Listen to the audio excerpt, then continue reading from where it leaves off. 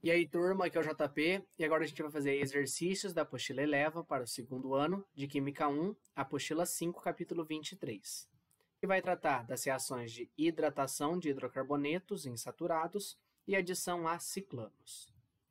Primeiro exercício conceitual número 2. Duas substâncias diferentes têm fórmula molecular, C6H12.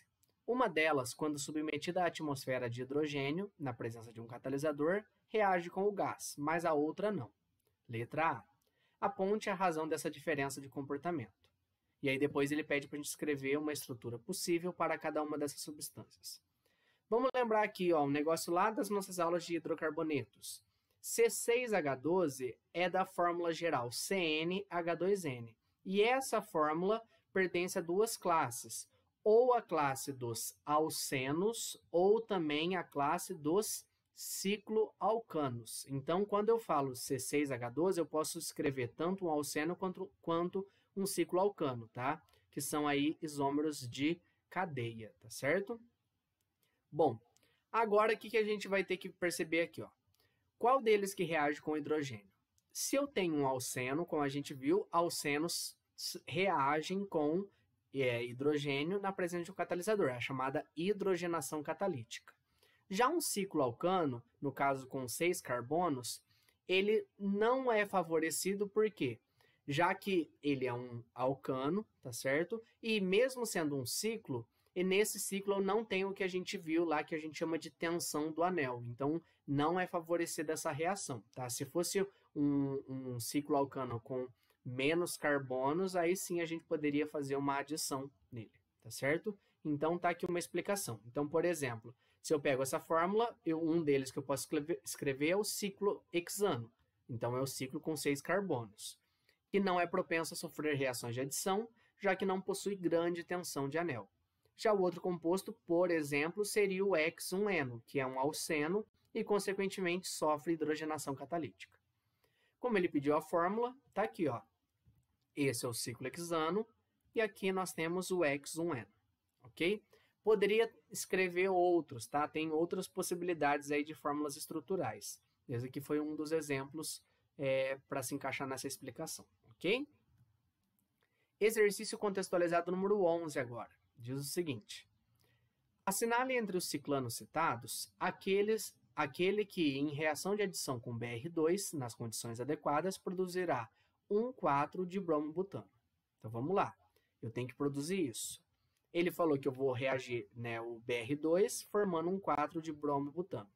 Para fazer uma adição 1,4, eu preciso aqui, por exemplo, uma das possibilidades, já que eu não tenho aqui uma ligação dupla que se formou, eu quebrei a ligação desse carbono com esse daqui, para poder adicionar nesses dois extremos. Então, se eu volto a juntá-los, eu tenho essa estrutura. 4 carbonos aqui, 4 carbonos fechados em um ciclo.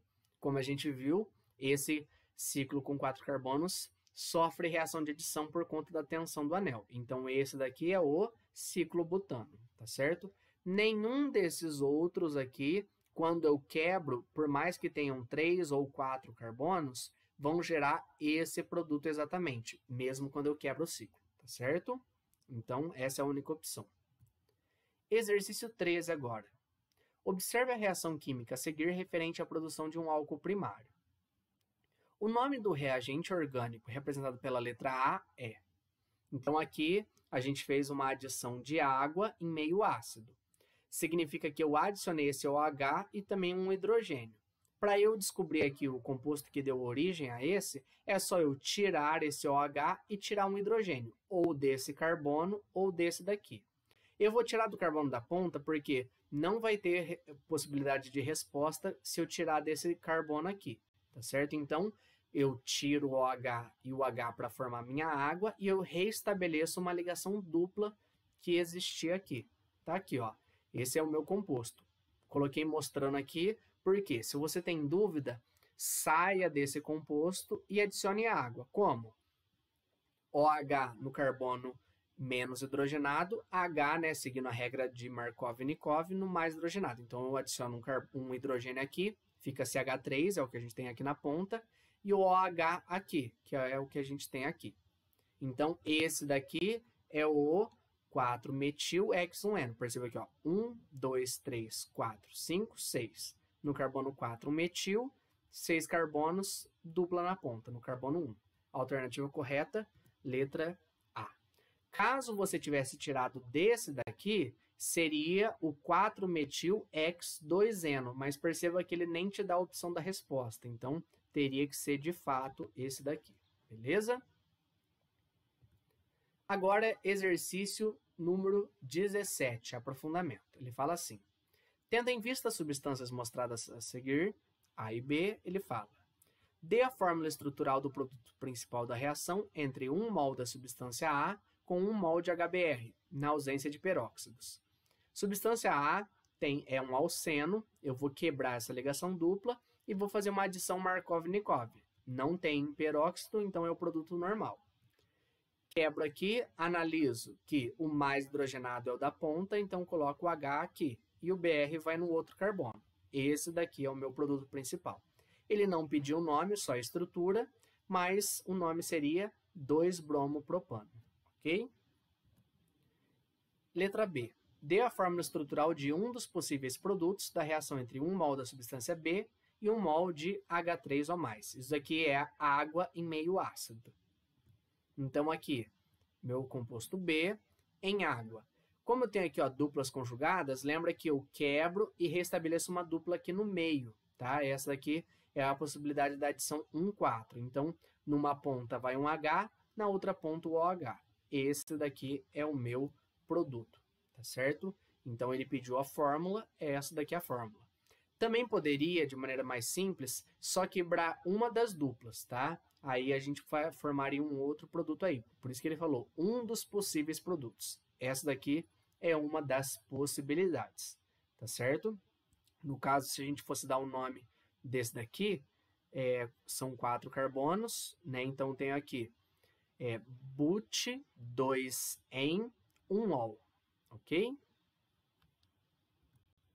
E por fim, letra C. Qual a massa do produto orgânico formado na reação entre 14 gramas de A com HBr em excesso e na ausência de peróxidos, supondo um rendimento de 60%? Reação agora um exercício de estequiometria dentro aqui da orgânica. Sem segredo. Vamos lá, vamos lembrar. Essa é a reação. Ela já está balanceada. Primeira coisa, leitura molar. 1 mol de A, 1 mol do meu produto. Ok? Só que aqui ele está gramas e ele pede massa. Então, tanto mol aqui quanto aqui eu vou ter que transformar em massa. Lembra que a segunda linha na estequiometria é a transformação, né? Então, de mol para massa, a gente usa a massa molar. Vamos calcular a massa molar de A e do nosso produto. Em A, nós temos 3 carbonos e 6 hidrogênios. Massa molar 42 gramas por mol. Em B, nós temos os mesmos 3 carbonos, agora 7 hidrogênios e mais o bromo. Então, a massa molar 123 gramas por mol.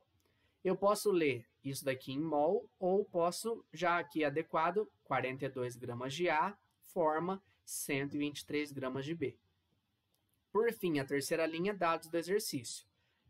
Se eu tenho 14 gramas de A, quantos gramas de B de produto eu vou formar? Fazendo aqui, eu percebo que de 42 para 14 eu dividi por 3. Então, eu divido por 3 aqui também. X vai ser 41 gramas o produto. Não terminou, por quê? Isso daqui seria se o rendimento fosse 100%, mas ele está falando que é 60%. Então, 41 gramas de produto quando eu tenho rendimento de 100%.